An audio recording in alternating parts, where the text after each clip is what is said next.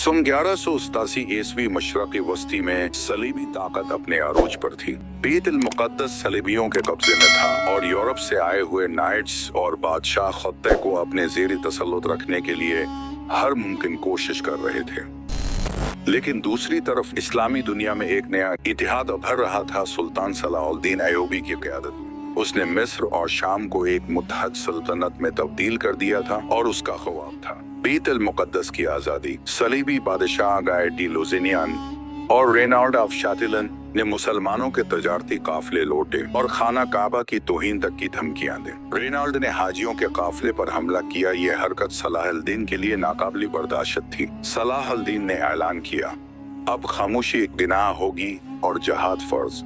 सलाहुद्दीन ने तकरीबन 10,000 का लश्कर जमा किया, जिनमें घड़सवार, तीरंदाज और पैदल सिपाही शामिल थे।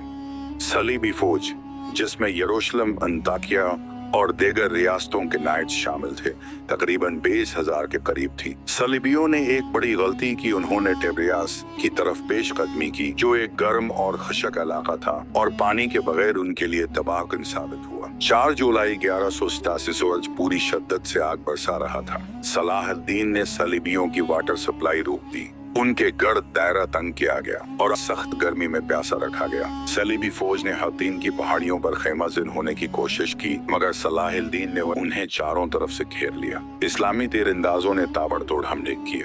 सलीबी अपने खैमों को छोड़कर मैदान में उतरे, लेकिन उनके कदम लड़खड़ाने लगे। सलाहुद्दीन ने आग के गोले छोड़े, इससे सलीबियों के खैमे जलने लगे। सुल्तान के हुक्म पर इस्लामी घड़सवारों ने आखिरी हमला किया। रेनाल्ड ऑफ शातिलन को गिरफ्तार किया गया और सुल्तान ने जाती तौर पर उसे कत्ल किया, क्योंकि वो मुसलसल मुसलमानों की तौहीन और काफिलों पर हमलों का मुर्तकब हुआ था। गाय डी लुज़िनियान को भी कैद किया गया, मगर सुल्तान ने उसे माफ कर दिया। ये सुल्तान की रहमदिली का वाज़ेह सबूत था। सलीबी फौज मुकम्मल तौर पर तबाह हो गई। यरूशलेम का दिफा करने वाला लश्कर अब बाकी न रहा। इस जंग के बाद पूरा खिता मुसलमानों के हाथ में आ गया और सिर्फ 3 माह बाद अक्टूबर 1187 में सलाहुद्दीन ने बैत अल मुक़द्दस फतह कर लिया। एक इतवार की सुबह कला दिमश्क में सलाहुद्दीन अय्यूबी अपने दरबारियों के साथ मौजूद थे। अभी कुछ दिन पहले ही जंग हतीन में मुसलमानों ने सलीबी फौज को शिकस्त दी थी। दर्जनों कैदी पकड़े गए थे। एक सिपाही दरबार में दाखिल हुआ। उसके साथ कुछ थके हारे, जख्मों से चूर सलीबी कैदी थे। सिपाही ने कहा, या सुल्तान, ये वो दुश्मन हैं जिन्होंने हमारे बेगुनाह मुसलमानों को कत्ल किया, बस्तियों को जलाया और मस्जिदों को पामाल किया। आज ये हमारे रहम व करम पर हैं। सलाहुद्दीन ने गहरी नजरों से कैदियों को देखा। उनके चेहरों पर भूख, प्यास और खौफ साफ लिखा हुआ था। कुछ लम्हे की खामोशी के बाद सुल्तान ने पूछा, क्या ये भूखे हैं?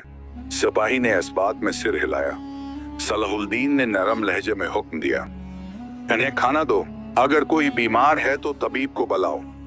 सिपाही हैरत से बोला, या सुल्तान, ये तो दुश्मन हैं, आप इन पर रहम क्यों करते हैं? सलाहुद्दीन ने मुस्करा कर कहा, हाँ, ये हमारे दुश्मन जरूर हैं, लेकिन इंसान भी हैं। हमारा दिन हमें दुश्मन के साथ भी अदले, इंसाफ और रहम सिखाता है। हम वो नहीं करेंगे जो उन्होंने किया। हम मुसलमान हैं और मुसलमान कभी जुल्म नहीं करता।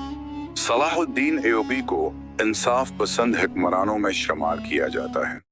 उसका इंसाफ सिर्फ अपने लोगों तक महदूद नहीं था, बल्कि दुश्मनों के साथ भी उसने इंसाफ और इंसानियत का मिसाली मामला किया।